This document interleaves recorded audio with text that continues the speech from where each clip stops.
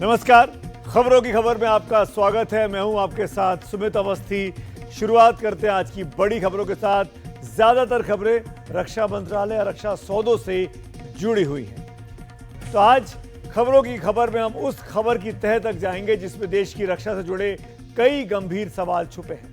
आज अपने देश के सबसे बड़े वायुसेना अधिकारी यानी air chief martial Amarpreet Singh ने ऐसी बात सार्वजनिक मंच से कह दी जिससे पता चलता है कि देश की सेनाओं को जो हथियार मिलते हैं उसमें अभी भी कई खामियां बची हैं। ध्यान रखिए, ये बात एयर चीफ मार्शल सिंह ने ऑपरेशन सिंदूर के 3 हफ्ते के भीतर सार्वजनिक तौर पर कही है।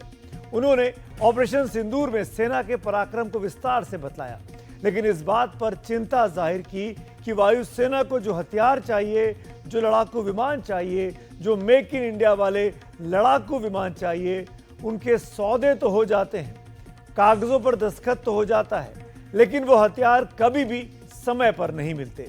और ये एक बेहद गंभीर बात है। ये जानने के लिए कि एक सर्विंग वायुसेना अध्यक्ष किन मजबूरियों में अपने दिल की पीड़ा सुना रहा है, आपको हमारी ये रिपोर्ट जरूर देखनी चाहिए।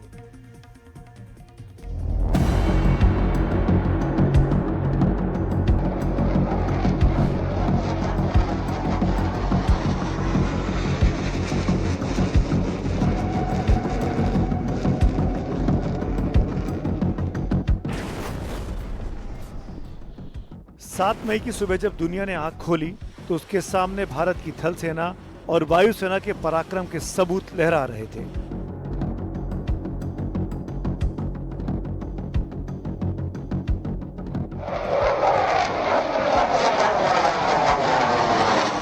वायुसेना का पराक्रम इतना बड़ा था कि उसने ऑपरेशन सिंदूर में पहले पाकिस्तान में आतंकवादियों के ठिकाने नष्ट किए, फिर 8 मई को लाहौर में पाकिस्तान के हेडक्वार्टर 9 एयर डिफेंस सिस्टम को मटियामेट कर दिया। 10 मई की अल सुबह पाकिस्तान के 11 सैनिक ठिकानों पर हमला बोला। 3 घंटे के भीतर नूर खान, रफीकी, मुरीद, सुक्कुर, सियालकोट, पसरूर, चुनियन, सरगोदा, स्करू, भोलारी और जैकोबाबाद जैसे ठिकाने तहस नहस हो गए। इंडियन एयरफोर्स के हमले में पाकिस्तानी एयरफोर्स का 20% इंफ्रास्ट्रक्चर नष्ट हो गया।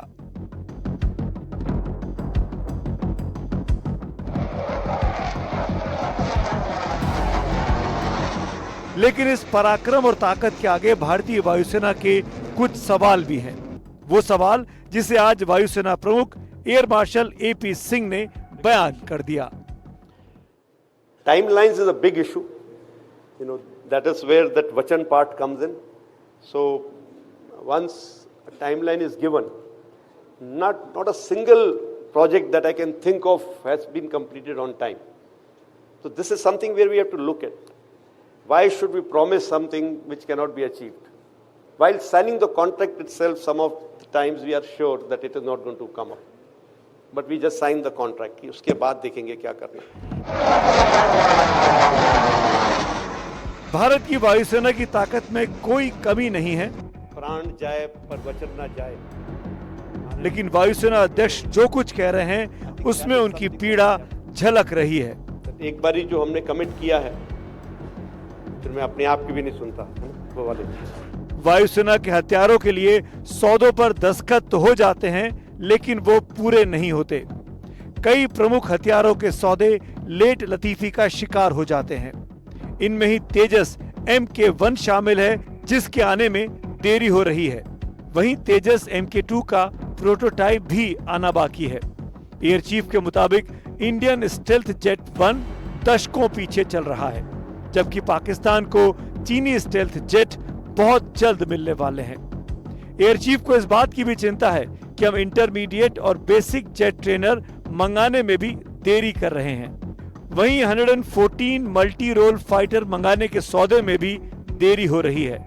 उसी तरह स्टेल्थ M का यानी एडवांस्ड मीडियम कॉम्बैट एयरक्राफ्ट का भी आना बाकी है।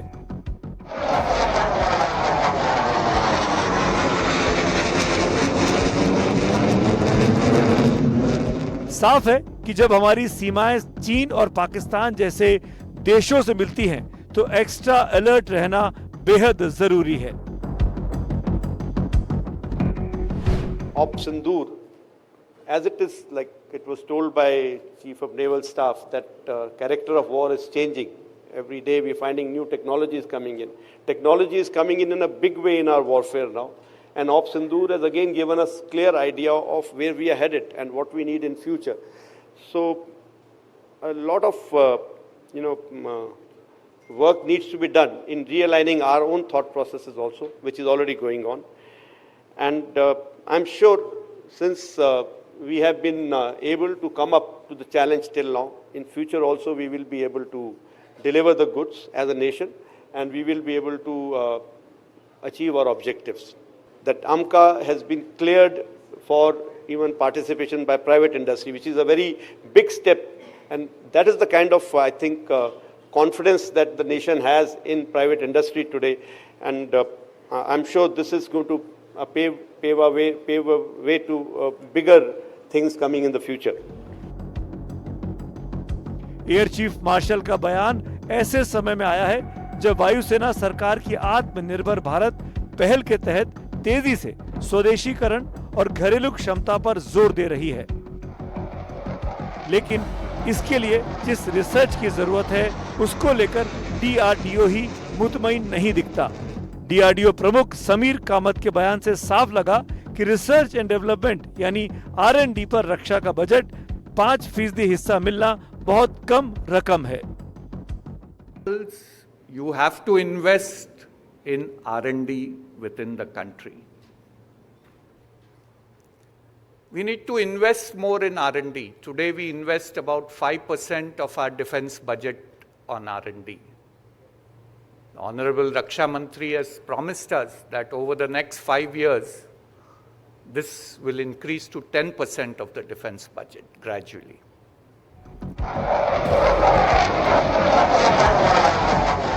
जरूरत सेना को उच्च तकनीक वाले हथियारों की है और उसी जरूरत से एयर चीफ मार्शल की ये चिंता बाहर निकली है कि हथियारों की खरीद और निर्माण में देरी से सिर्फ एयरफोर्स ही नहीं बल्कि आर्मी और नेवी को भी नुकसान हो सकता है। जय हिंद। एनडीटीवी इंडिया की रिपोर्ट। आखिर ऐसी कौन सी चिंता है एयर चीफ मार्शल सिंह की कि उनको पूरे समय पर प्रोजेक्ट जो साइन किए जाते हैं कंपनीज को वो डिलीवर नहीं हो पाते।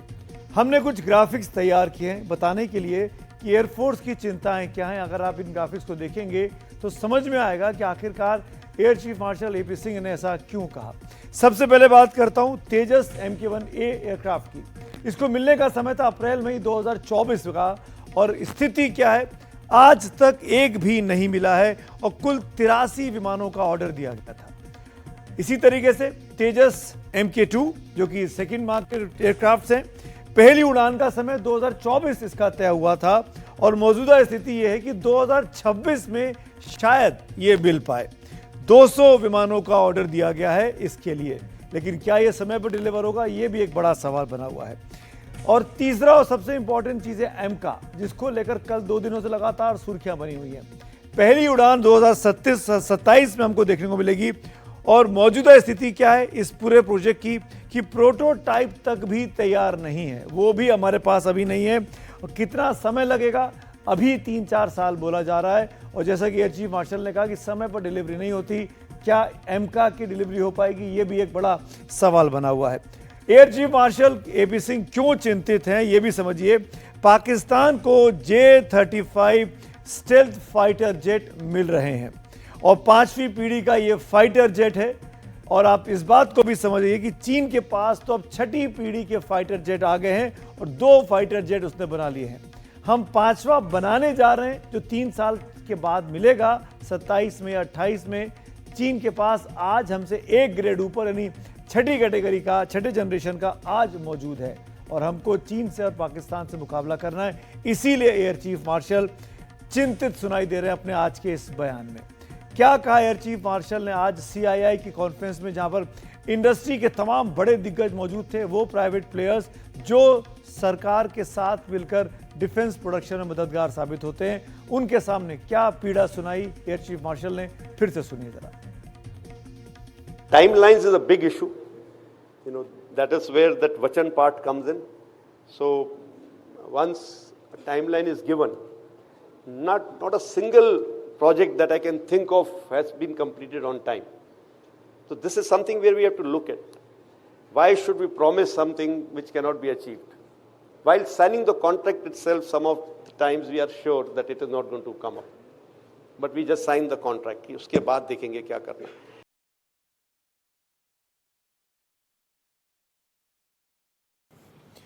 तो air chief martial as Singh ने जो बातें की हैं वो आंखें खोल देने वाली हैं, वो भी तब जब ऑपरेशन सिंदूर अभी 2 हफ्ते पहले ही हम लोग जीत कर लौटे हैं। ऐसे में ऐसी क्या कमियां हैं इंडियन एयरफोर्स के पास, आइए इस मुद्दे पर बात करते हैं। मेरे साथ हमारे मैनेजिंग एडिटर एनडीटीवी 24/7 के शिव अरूर हैं। शिव को डिफेंस के मामले में कोई परिचय की ज़रूरत नहीं। शिव, बहुत ही सीरियस और बहुत ही इंपॉर्टेंट बात एयर चीफ मार्शल ने बोली। जो चीज़ मुझे समझ में आई, उन्होंने कहा कि टाइमलाइन, एक भी बार टाइमलाइन कंप्लीट नहीं होती, हमको हमेशा पीछे टाइमलाइन से जूझना पड़ता है। इसका क्या मतलब है, क्या दिक्कत है, इसकी कितना सीरियस प्रॉब्लम है ये? Sumit, air chief martial Amarpreet Singh के जो कमेंट्स हैं वो बहुत ही गंभीर हैं। वो इसलिए कि सिर्फ 3 हफ्ते पहले ये एक युद्ध के टाइम के वायुसेना अध्यक्ष रहे हैं। उनके लीडरशिप के अंदर ये स्ट्राइक्स हुए हैं, ऑपरेशन सिंदूर जिसका नाम है। और बिल्कुल 3 हफ्ते बाद ऐसा गंभीर इशू पब्लिक प्लेटफॉर्म पर रेज करना कि हम डील्स लगातार साइन करते हैं, लेकिन जो हथियार हमको चाहिए ऐसे युद्ध के लिए, जैसे लड़ाकू विमान, फाइटर एयरक्राफ्ट, कॉम्बैट जेट्स या मिसाइल्स, उन्होंने स्पेसिफाई नहीं किया है। अगर हम रीड बिटवीन द लाइंस करेंगे तो ये समझ में आता है कि ये एक वॉर टाइम चीफ है। वायुसेना is fighting with what it has. हमारे पास जो है उसके साथ हम युद्ध करते हैं, लेकिन जो डील्स हम साइन करते हैं वो डिलेड हैं, टाइमलाइंस अनरियलिस्टिक हैं, हमको टाइमली मैनर में कुछ मिलता नहीं है। उन्होंने किसी एचएएल और डीआरडीओ के लिए बोल रहे थे, उन्होंने स्पेसिफाई नहीं किया है सुमित। उन्होंने काफी डिप्लोमेटिकली किसी को सिंगल आउट नहीं किया है, लेकिन काफी क्लियरली लगता है मुझे, at least as a defence correspondent, कि Hindustan Aeronautics Limited, defence PSUs जो हैं और जो डीआरडीओ का ओवरऑल इकोसिस्टम है, उसको लेकर ये पॉइंट उन्होंने सामने रखा है, क्योंकि वो अनरियलिस्टिक टाइमलाइंस के बारे में बात करते हैं। अपैचे हेलीकॉप्टर्स जो इंडियन आर्मी के पास आना था 1 साल पहले, वो नहीं आए। आपको याद होगा सुमित कि 2-3 महीने पहले, सिंदूर के पहले, एयर चीफ ने एरो इंडिया शो में एक वायरल वीडियो आ गया था जिसमें वो हिंदुस्तान एरोनॉटिक्स लिमिटेड को डायरेक्टली बोल रहे थे कि I have no confidence in you. बिल्कुल। तो ये एक कंसिस्टेंट मैसेज है एयर चीफ का कि उनका कॉन्फिडेंस लेवल्स लो है as far as domestic industries का। ऐसी क्या चीजें हैं जो इंडियन एयरफोर्स को आज के सिनेरियो में तुरंत उसकी आवश्यकता है? चीन, पाकिस्तान, अफगानिस्तान, हम जहां खड़े हैं। और सुमित, ऐसा नहीं है कि हम सिर्फ डोमेस्टिक इंडस्ट्री या पीएसयूज को सिंगल आउट करना चाहिए, क्योंकि एयर चीफ ने भी किसी का जिक्र नहीं किया स्पेसिफिकली, लेकिन उस ऑडियंस में जो लोग थे वो Indian private sector defence industry के बहुत बड़े उद्योगपति बैठे थे जो सुन रहे थे ये बात, तो उनके लिए भी शायद ये एक संदेश था। लेकिन अगर हम स्पेसिफिक चीज़ों के बारे में बात करते हैं, एयर चीफ ने LCA तेजस के बारे में बात करा, जो हमारे विजुअल्स पे अभी चल रहे थे। 80 के ऊपर जो एक अपग्रेडेड वर्जन है तेजस के, वो 1 साल पहले डिलीवरी शुरू होना था, वो अभी तक नहीं आए। तो आप सोच सकते हो कि ये एक वॉर फाइटिंग कंट्री है जो अभी युद्ध लड़ा है, और वॉर का जो शब्द है air chief martial Amarpreet Singh ने स्पेसिफिकली यूज भी किया इस स्पीच में। LCA तेजस एक है, कॉम्बैट हेलीकॉप्टर्स एक है, एमका पे आने वाला था। एमका जो स्टेल्थ एयरक्राफ्ट है, स्टेल्थ फाइटर जेट है, जो इंडिया के पास नहीं है, जो बहुत हेडलाइंस में चल रहा था 2-3 दिन पहले भी, वो हमारे हाथ में नहीं है। चाइना के पास 2 स्टेल्थ फाइटर एयरक्राफ्ट है, एक ऑलरेडी इन सर्विस है बहुत संख्या में, एक जाने वाला है। J-35 जो है एक स्टेल्थ फाइटर चाइना का, वो अभी पाकिस्तान के हाथ में आने वाला है। 40 से ऊपर ऐसे एयरक्राफ्ट। इसका मतलब है कि वो जो एयर पावर बैलेंस है वो काफ़ी लॉपसाइडेड हो गया है, वो बहुत अनइक्वल होते जा रहा है। लेकिन इंडियन गवर्नमेंट ने अभी अनाउंस किया कि एमका ही हम फोकस करेंगे, हम बाहर से कुछ नहीं लेंगे। लेकिन एयर चीफ के लिए हमको सोचना पड़ेगा कि वो कैसे हैंडल करेंगे। He is the man on the front lines. Right. जो एयर चीफ बोल रहे हैं AS सिंह साहब, और उनकी बातों को बहुत सीरियसली लेने की ज़रूरत है। उम्मीद करनी चाहिए कि जहां उन्होंने कहा है, जिस मंच पे कहा है, उस मंच के बाद अब खासकर एयरफोर्स ही क्या, चाहे नेवल सर्विसेज हो, चाहे आर्म सर्विसेज हो, उन सबको जो भी ज़रूरतें हैं वो आज की तारीख में तुरंत पूरी हो सकें, इस दिशा में नीति ज़रूर बननी चाहिए, इम्प्लीमेंटेशन होना चाहिए। शुक्रिया शिव, वक्त निकालने के लिए, थैंक यू सो मच। एक वक्त था कि सारे हथियार भारत में विदेशों से आते थे, लेकिन धीरे धीरे भारत आत्मनिर्भर बना, रक्षा के मामले में खास तौर पर अपने देश में अपने हथियार बनाने लगा। आज की तारीख में अगर मैं बात करूं, आपको डिटेल्स अगर हम बताएं, तो देश में रक्षा सामग्री का जो निर्माण होता है वो करीब 65% हो चुका है, और इसमें प्राइवेट कंपनियों की जो भागीदारी है, 21 बड़ी प्राइवेट कंपनियां इसमें सीधे तौर पर पार्टिसिपेट कर रही हैं, और लक्ष्य ये है कि 2029 तक 3 लाख करोड़ का रक्षा उत्पादन देश में हो सके। अगर मजबूत रक्षा औद्योगिक आधार की बात की जाए तो देश में रक्षा के जो PSUs हैं वो 16 हैं। जो ऐसी कंपनियां जो रक्षा के काम कर रही हैं, उपकरण बनाती हैं, वो ऐसी 430 कंपनियां हैं। और अगर MSME सेक्टर्स की बात की जाए जो हथियारों के औजार या कलपुर्जे बनाते हैं, ऐसे करीब 16,000 कंपनियां हैं। इन लगातार इनमें इजाफा हो रहा है, और ये बीते कुछ सालों में, खासकर 2016 के बाद हमने देखा डिफेंस के सेक्टर में प्राइवेटाइजेशन को जिस तरीके से बढ़ावा मिला है, उसका फायदा धीरे धीरे हो रहा है। लेकिन अभी भी, जैसा कि एयर चीफ मार्शल ने कहा, बहुत कुछ करने की बात है। और इसी मुद्दे पर बात करने के लिए हमारे साथ आइए अब मौजूद हैं air chief marshal retired VR Chaudhary साहब। चौधरी साहब, बहुत बहुत शुक्रिया हमसे वक्त निकालने के लिए। सर, सबसे पहला आपसे सवाल यही है कि जो कुछ आज एयर चीफ मार्शल सिंह साहब ने कहा कि डिफेंस हथियारों की डील में टाइमलाइन का पालन नहीं होता है, ऐसा उन्होंने क्यों कहा? क्या उनका अनुभव रहा होगा? ये देखिए, ये देश की सुरक्षा का सवाल है। जहाँ भारतीय वायुसेना या डिफेंस मिनिस्ट्री एक तय कर लेती है कि कितना समय लगता है किसी डिलीवरीज के लिए, वो टाइमलाइन कॉन्ट्रैक्ट में साइन होती है, और उसके निर्भर पे हमारी क्षमता, हमारी जो स्ट्रेंथ है, उस पे आधारित होती है कि अगर टाइमली डिलीवरीज ना हो तो हमें दूसरा कुछ उपाय देखना चाहिए।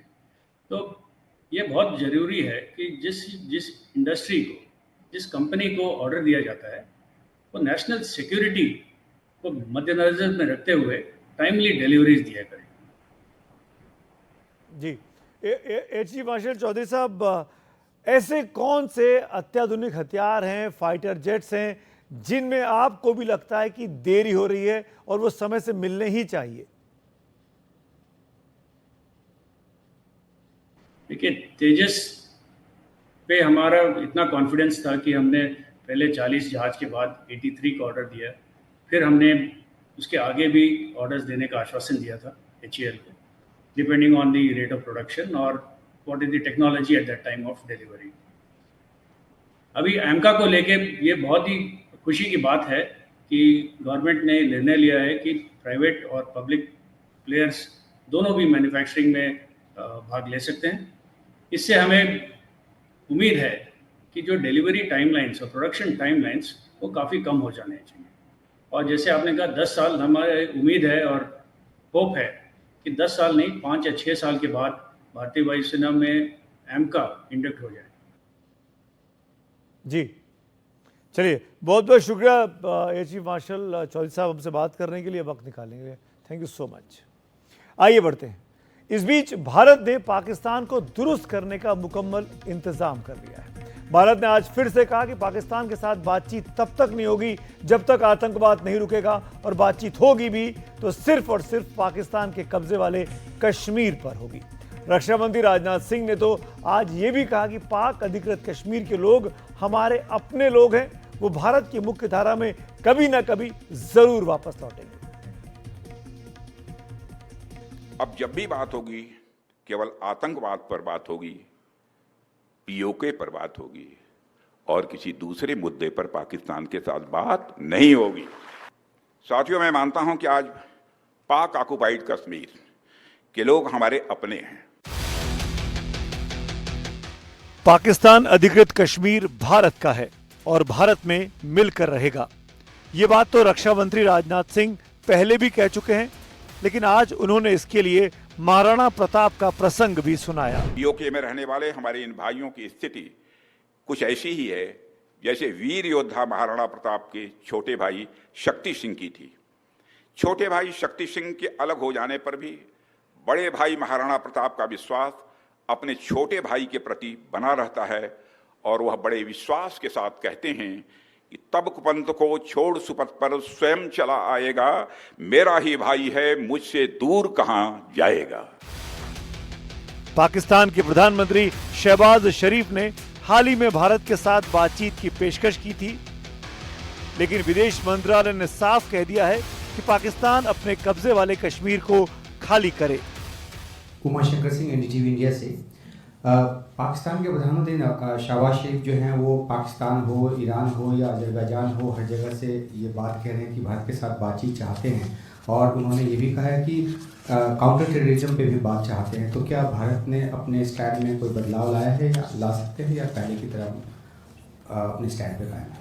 हम जैसे हमने पहले भी बताया कि कोई भी इस प्रकार का द्विपक्षीय संबंध दोनों देशों के बीच में सिर्फ और सिर्फ बायलैटरल या कि दो पक्षीय ही रहेगा। साथ ही साथ हम ये फिर से दोहराना चाहते हैं कि आतंकवाद और बातचीत दोनों साथ में नहीं चल सकता है और जहां तक आतंकवाद का सवाल है उस पे बात इस मुद्दे पे होगी पाकिस्तान से कि जो हम लोगों ने उन आतंकियों का सूची जो दिया था उनको कुछ साल पहले, उनको हमारे हवाले करें। इस बात का मैंने जिक्र पिछले जो प्रेस वार्ता हुआ था उसमें भी किया था। और जहां तक जम्मू कश्मीर का सवाल है उस पर जो बातचीत होगी द्विपक्षीय रूप से, जो बायलैटरल ढंग से ही बात होगी, वो सिर्फ और सिर्फ इस बात पे होगी कि पाकिस्तान ऑक्यूपाइड कश्मीर यानी कि पाकिस्तान अधिकृत कश्मीर को कब का जो पाकिस्तान उसको इलीगल तरीके से, अवैध तरीके से उस पर कब्जा करके बैठा हुआ है, वो उस पर बात होगी कि कब वो उसको खाली करेगा। ऑपरेशन सिंदूर के बाद प्रधानमंत्री ने भी पहले ही ये जता दिया है कि अब न ट्रेड होगा न टॉक, अब बात होगी तो सिर्फ पीओके पर होगी। पाकिस्तान के साथ न ट्रेड होगा न टॉक, अगर बात होगी तो सिर्फ पाकिस्तान के कब्जे वाले कश्मीर की, पीओके की। पाकिस्तान अधिकृत कश्मीर को लेकर आज एक और चर्चा बनी हुई है। आध्यात्मिक गुरु रामभद्राचार्य ने गुरु दक्षिणा में पीओके मांग लिया है। उन्होंने ये मांग किससे की है, ये रिपोर्ट देखिए। जब दक्षिणा की बात आई तो उन्होंने कहा दक्षिणा, हमने कहा दक्षिणा तो मैं मांगूंगा और ऐसी दक्षिणा मांगूंगा जो आज तक किसी आचार्य ने किसी से नहीं मांगी होगी।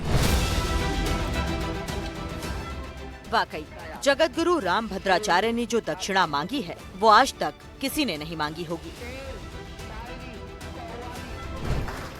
सेना प्रमुख जनरल उपेंद्र द्विवेदी बुधवार को चित्रकूट पहुंचे और वहां उन्होंने जगत गुरु रामभद्राचार्य के आश्रम में उनसे मुलाकात की। आपको बताएंगे हम किस दक्षिणा की बात कर रहे हैं, लेकिन पहले तस्वीरों से समझिए रामभद्राचार्य का ये बयान क्यों अहम है।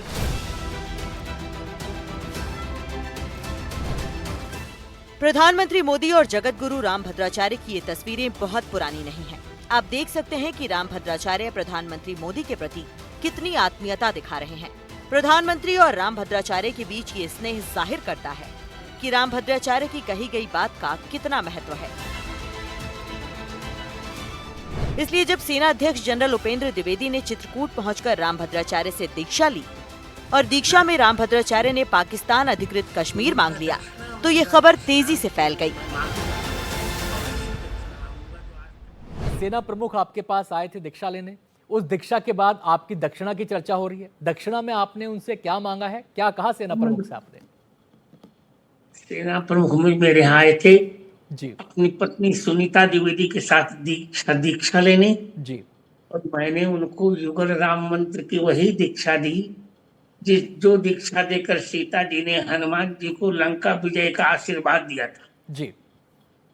इसके पश्चात दीक्षा में गुरु दक्षिणा तो मांगनी पड़ती है जी, और मैं चूंकि जगत गुरु हूँ और प्रस्थान त्रयी भाष्यकार हूँ, दार्शनिक हूँ, तो मैं रुपया पैसा दक्षिणा नहीं मांगूंगा। जी। मैंने कहा स्थल सेना प्रमुख, आप मुझे दीक्षा देना चाहते हैं तो मुझे पीओके चाहिए, पाक अधिकृत कश्मीर चाहिए ही चाहिए। जी। उन्होंने कहा गुरुजी, दक्षिणा देना शिष्य का कर्तव्य होता है, मैं आपको यह दक्षिणा दूंगा। जी। जगत गुरु राम भद्राचार्य ने सेनाध्यक्ष को जिस मंत्र की दीक्षा दिलाई उसे युगल राम मंत्र कहते हैं और दीक्षा के बदले में गुरु दक्षिणा के रूप में राम भद्राचार्य ने सेनाध्यक्ष से पीओके मांगा है। उनका कहना है कि यही वो मंत्र है जिसकी दीक्षा माता सीता ने हनुमान जी को दी थी, जिसके बाद हनुमान जी ने लंका पर विजय हासिल की थी। पहली बार ऐसा हुआ जब कोई स्थल सेना प्रमुख एक आध्यात्मिक गुरु की, जगत गुरु के पास दीक्षा लेने आया। पहली बार ऐसा हुआ जब रक्षा मंत्री ने रामचरितमानस के पंक्ति का उदाहरण देकर बयान दिया, जिन मुहि मारे तिन मैं मारा।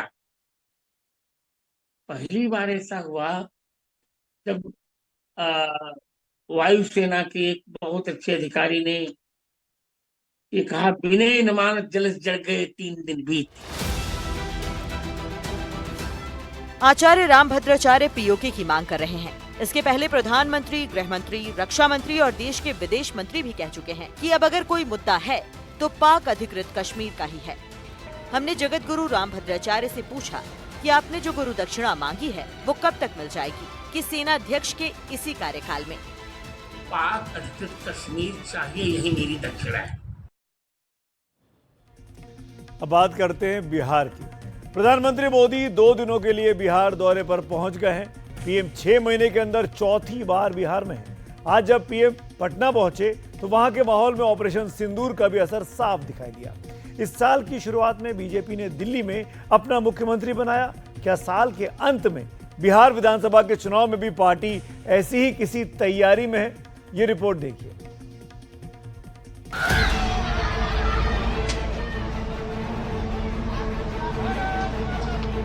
दिल्ली का रास्ता बिहार से होकर गुजरता है और दिल्ली का किला बना रहे, इसके लिए भी जरूरी है कि बिहार में जमीन मजबूत रहे।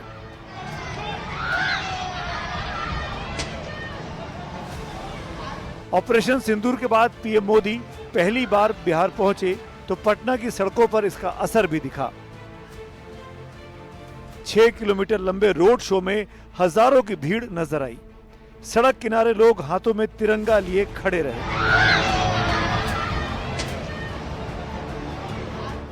और प्रधानमंत्री गाड़ी के अंदर से ही लगातार लोगों का अभिवादन करते रहे।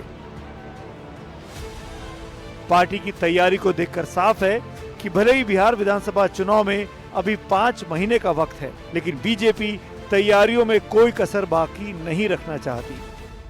बीजेपी के बड़े नेता लगातार बिहार का दौरा कर रहे हैं। खुद प्रधानमंत्री मोदी 35 दिनों के अंदर दूसरी बार बिहार में हैं। सूत्रों की माने तो पार्टी ने चुनाव के लिए अपनी खास रणनीति भी बना ली है। बीजेपी सभी 243 सीटों पर सर्वे करा रही है। मकसद ये है कि जिन विधायकों का प्रदर्शन ठीक नहीं पाया जाएगा, विधानसभा चुनाव में उनको टिकट भी नहीं मिलेगा। इस मामले में किसी को बड़ा नेता होने की लिबर्टी भी नहीं मिलेगी। माना जा रहा है कि महाराष्ट्र की तरह बिहार में भी एनडीए के सामने मजबूत विपक्षी गठबंधन है। इसीलिए बीजेपी किसी हालत में अपने होमवर्क में कमी नहीं रखना चाहती। बिहार के विकास के लिए समर्पित हमारे लाडले मुख्यमंत्री नीतीश कुमार जी। खास बात है कि प्रधानमंत्री नरेंद्र मोदी 2 दिन के बिहार दौरे पर हैं। प्रधानमंत्री मोदी की रणनीति 3 मुद्दों पर आधारित दिखती है: सिंदूर, समृद्धि और समीकरण। सिंदूर यानी ऑपरेशन सिंदूर, जिसमें भारत का पराक्रम है। समृद्धि यानी विकास, जिसके तहत पीएम मोदी अब की बार हजारों करोड़ की सौगात देने जा रहे हैं। और समीकरण के तहत जातिगत जनगणना का ऐलान और तमाम जातियों को जोड़कर रखना है। बीजेपी इस समीकरण के तहत ये जानती है कि ओबीसी जातियों को साधे बगैर बिहार सधेगा नहीं और ओबीसी जातियों को साधने के लिए नीतीश कुमार को साधना जरूरी है। इसीलिए बीजेपी ने साफ कर दिया है कि चुनाव में मुख्यमंत्री का चेहरा तो नीतीश कुमार ही होंगे। मैं भी सुबह से गुनगुना रहा हूं और दिल नहीं मान रहा है, गुनगुनाते जा रहा हूं। मैं आपको 2 लाइन गा के सुना देता हूं। जिसका मुझे था इंतजार, जिसके लिए दिल था बेकरार, वो घड़ी आ गई, आ गई। दूसरी तरफ महागठबंधन में कांग्रेस भी सक्रिय है। कांग्रेस नेता राहुल गांधी लंबे समय से जातिगत जनगणना की मांग करते आ रहे हैं। ऐसी खबर है कि राहुल गांधी भी 1 हफ्ते बाद 2 दिन के लिए बिहार जाने वाले हैं और वो उस बेलछी में जाएंगे जहां 1978 में दलितों के नरसंहार के बाद इंदिरा गांधी बरसात के मौसम में हाथी पर चढ़कर वहां पहुंची थी। माना जाता है कि उस घटना ने कांग्रेस के पक्ष में माहौल बनाने और बदलने का काम किया। तो सवाल है कि क्या कांग्रेस एक दलित मल्लिकार्जुन खड़गे को राष्ट्रीय अध्यक्ष और एक दलित राजेश राम को प्रदेश कांग्रेस अध्यक्ष बनाकर दलितों का दिल जीतने के लिए पूरा दम लगा रही है। इंदिरा गांधी के जमाने में दलितों को कांग्रेस का परंपरागत वोटर माना जा रहा था। अब उसे हासिल करने की चुनौती बीजेपी के सामने भी है और कांग्रेस के सामने भी। एनडीटीवी इंडिया की रिपोर्ट। आइए बिहार की गर्माती राजनीति पर फटाफट एक फेस ऑफ देख लेते हैं। मेरे साथ 2 बड़े नेता जुड़ रहे हैं, आरजेडी की तरफ से शक्ति यादव साहब और बीजेपी की तरफ से ऋतुराज सिन्हा। शक्ति यादव जी, पहला सवाल मेरा आप ही से। आज दिन में आप लोगों ने प्रेस कॉन्फ्रेंस की और कहा कि बीजेपी ऑपरेशन सिंदूर पर राजनीति करके चुनावी फायदा लेना चाहती है, पर यह तो सच है ना कि पीएम मोदी के नेतृत्व में 75 साल में पहली बार पाकिस्तान के अंदर जाकर आतंकी कैंपों को ध्वस्त किया गया। क्या यह बड़ा काम नहीं है? क्या इसका श्रेय नहीं मिलना चाहिए? अच्छा, आप इसी 75 साल की बात कर रहे हैं। बांग्लादेश अलग किसने किया? इस देश की सेना नहीं ना। हम उसके जज्बे को, सौज को हम सैल्यूट करते हैं, लेकिन सीज फायर क्यों हुआ? ट्रंप ने क्या कहा? बिजनेस को लेकर के क्या कहा? सीज फायर किसने करवाया? हम नहीं। ये सारे बातें उधर ही से आ रही है। सबसे बड़ा सवाल है सुमित जी, मैं पूरी ईमानदारी से एक बात कहना चाहता हूँ, बिहार को चाहिए रोटी, बिहार को तरक्की चाहिए। बिहार के अंदर में अगर पहले से और अब में देखिएगा तुलनात्मक, बिहार एक अपराध का, एक भ्रष्टाचार का हब है। मुख्यमंत्री के इर्द गिर्द चारों तरफ भ्रष्टाचार है और नीतीश जी अस्वस्थ हैं, अचेत है। प्रधानमंत्री जी लाभ लेकर के भाजपा को स्थापित करना चाहते हैं, लेकिन बिहार की जनता इन चीजों पर पैनी नजर रख रही है। प्रधानमंत्री जी आए हैं एज ए भाजपा नेता के रूप में, प्रधानमंत्री के रूप में आते तो अलग बात था। जी चलिए, मैं एक क्विक रिएक्शन लेता हूं ऋतुराज से। ऋतुराज, बीजेपी पर इल्जाम है ऑपरेशन सिंदूर पर राजनीति कर रही है, चुनावी फायदा उठाना चाहती है। पूरे देश में ऑपरेशन सिंदूर के बाद एक उत्सव का वातावरण है। जनता इस बात से बहुत प्रसन्न है कि मोदी जी का नेतृत्व ऐसा रहा है इस पूरे प्रकरण को लेके कि उन्होंने पहली बार आतंकवाद के जड़ पर एक बड़ा निर्णायक कार्रवाई की है और उसको लेके देश के विभिन्न भागों में मोदी जी का स्वागत, अभिनंदन और सेना के शौर्य का स्वागत हो रहा है। उसी प्रकार से पटना में भी हुआ। इसको राजनीति और चुनाव से जोड़ के देखने का कोई मतलब नहीं। अरे बाप को देश से विदेश लिए चलता और अब बात करेंगे अमेरिका के राष्ट्रपति डोनाल्ड ट्रंप की। टेस्ला के मालिक और अमेरिकी अरबपति एलन मस्क ने ट्रंप प्रशासन छोड़ दिया है। जी हाँ, 2 दोस्तों में अब दूरियां बन गई। जानकारी के मुताबिक ट्रंप ने राष्ट्रपति बनने के बाद डीओजी डॉग, जिसको बोला जा रहा है, उसके प्रमुख के तौर पर एलन मस्क की नियुक्ति 30 मई 2025 तक के लिए की थी। यानी जब मस्क ने इस्तीफा दिया उसके एक दिन बाद ही उनका कार्यकाल खत्म हो रहा था। इससे पहले भी ट्रंप प्रशासन को छोड़ने की खबरें सामने आ चुकी थी कि नाराज चल रहे हैं, जैसे कि मस्क। सिर्फ घरेलू मोर्चे पर नहीं बल्कि अंतर्राष्ट्रीय मोर्चे पर भी ट्रंप पलटी मार रहे हैं। किसी को भरोसा दिलाकर किसी और का समर्थन करते दिखते हैं। क्या ट्रंप देशों के साथ धोखेबाजी भी कर रहे हैं? ये रिपोर्ट आपको जरूर देखनी चाहिए।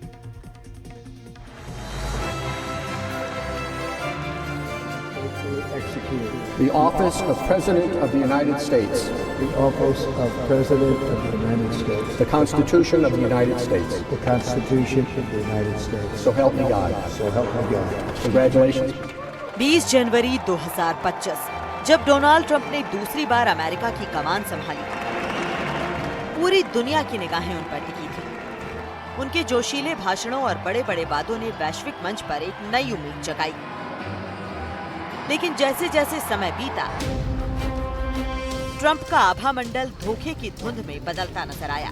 क्या ट्रंप वाकई एक पलटीबाज है जो अपने वादों से मुकर रहे हैं?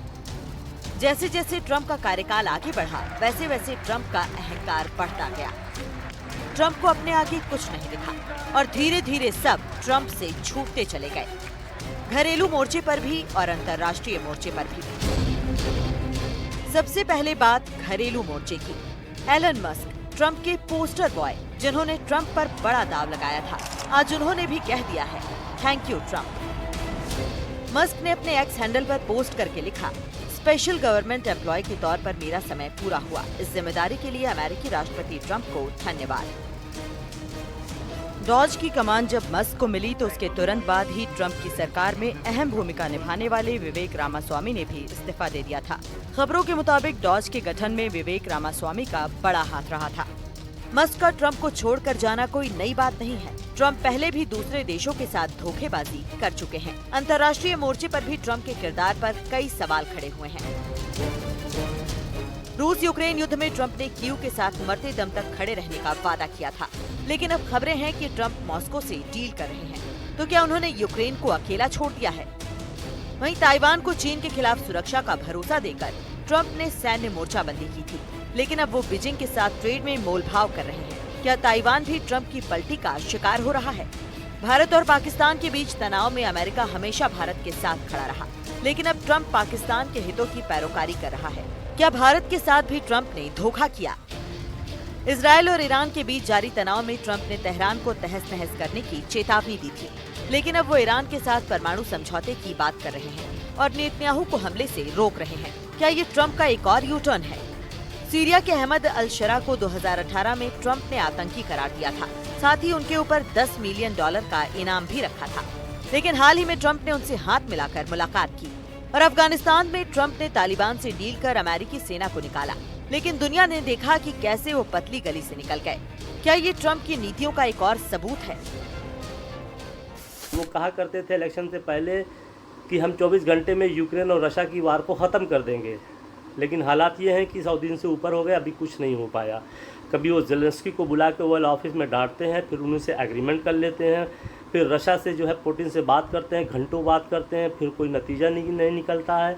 उसी तरीके से फिर जो है नेटो को जो है क्रिटिसाइज़ करते हैं, फिर नेटो के साथ ले लेते हैं, उनके पर टैरिफ लगाते हैं, टैरिफ कम करते हैं। और फिर नेतन्याहू का रिलेशन भी इनका कुछ ऐसे ही है, कभी इधर कभी उधर। नेतन्याहू अभी जो है हुतीस के साथ एग्रीमेंट किया, उसमें नेतन्याहू को अपने पास नहीं रखा। दूसरा जो है 3 गल्फ कंट्रीज़ में विज़िट किया उन्होंने, सऊदी अरबिया, कतर और यूएई, उसमें इजराइल का नाम भी नहीं आया। नेतन्याहू की तो बात ही दूर है, इनके रिलेशन ख़राब हो रहे हैं। डोनाल्ड ट्रंप एक नाम जो दुनिया को अपनी ताकत दिखाने में कभी पीछे नहीं हटे, लेकिन उनका दोहरा चेहरा अक्सर सामने आ ही जाता है।